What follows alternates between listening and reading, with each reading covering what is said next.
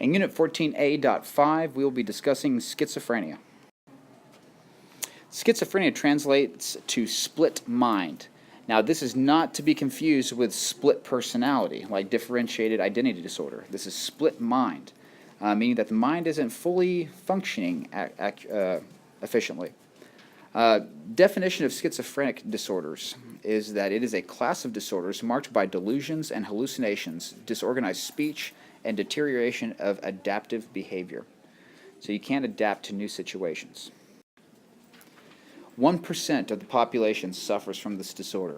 The average onset is about 20 to 29 years of age. There have been earlier cases reported. It is like sometimes children develop schizophrenia. However, that is very rare. And schizophrenia tends to get worse into the 20s and 30s and then declines in severity into old age. It is a very costly illness to treat, as it takes a long time, and the medications is still somewhat experimental. Oftentimes, it will require extensive hospital care. Some symptoms of schizophrenia are irrational thoughts, deterioration of adaptive behavior, distorted perceptions, and disturbed emotions. But let's talk about those in more detail. Irrational thoughts. These are disturbed, irrational thoughts are the hallmark of schizophrenia. They include delusions. Delusions are false beliefs that are maintained even though they clearly are out of touch with reality. So, for example, they feel that their private thoughts are being broadcast to other people. Many schizophrenics will also have delusions of grandeur.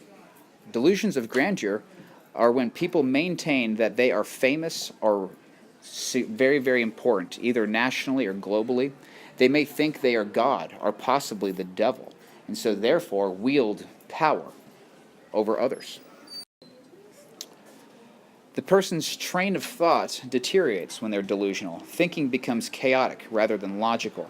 They might say or do wild things that have nothing to do with each other. Word salad, dinglehopper might be an example, if you remember that from Little Mermaid. Deterioration of adaptive behavior leads to routines getting thrown out of the window. So your work schedule will be interrupted, your social life will be interrupted, your relationships will be negatively affected because of the deterioration of your adaptive behavior. The ability to get up for work, shower, eat breakfast, etc. would be very difficult for someone with schizophrenia. Personal hygiene is also neglected. Hallucinations are the most common characteristics of distorted perception. Hallucinations occur in the absence of real external stimulus or distortions of perceptions. Hearing voices, sometimes from famous people, auditory hallucinations are the most common, way more common than visual hallucinations. Seeing other people or smelling things that aren't actually there are a part of it as well. These voices often make rude comments or can even be in the form of a running commentary on their lives or try to get them to do something illegal or dangerous to someone else. Disturbed emotions. Some patients show a flattening of emotions, no emotional response. It looks like they're very like militaristic almost. Others show inappropriate emotional responses, like laughing at a funeral, for instance. These may not fit with the situation or with what they are saying. They may also become emotionally volatile, erratic, or unpredictable.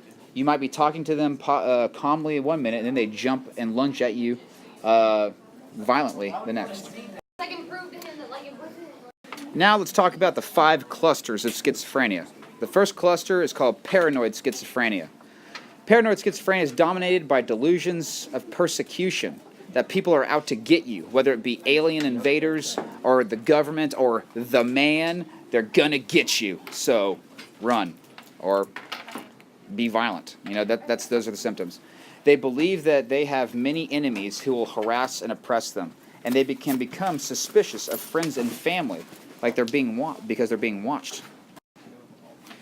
So to make sense of this persecution, they often develop delusions of grandeur, which we just talked about. They may see themselves as a great inventor or great religious or political leader.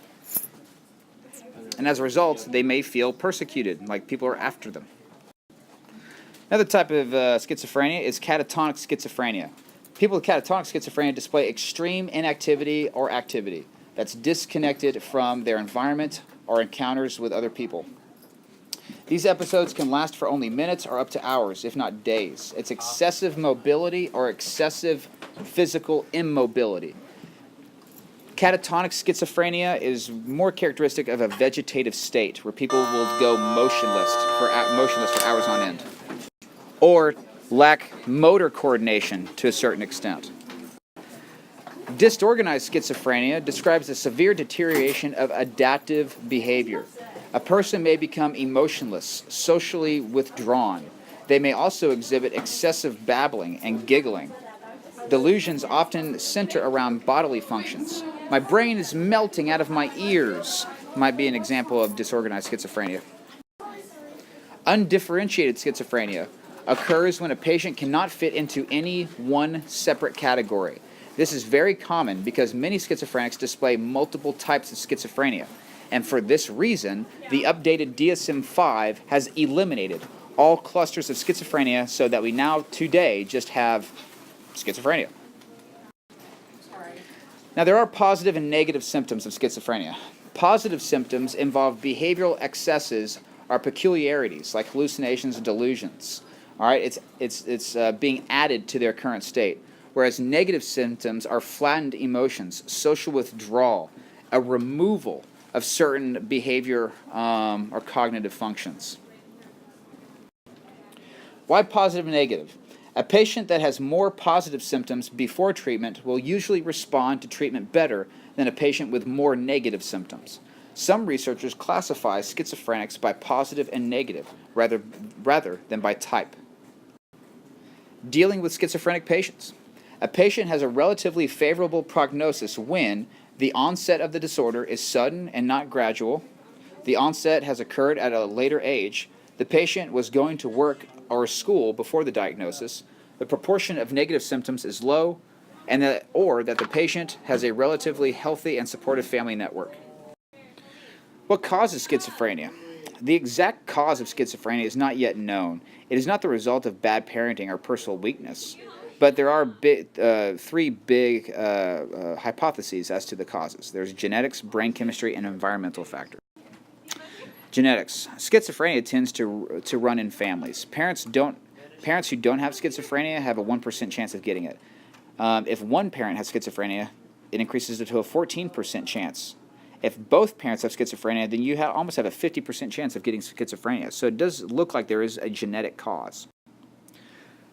The genetic cause can be traced to brain chemistry. There's a dopamine imbalance. People with schizophrenia may be either very sensitive to or produce too much of a brain chemical called dopamine.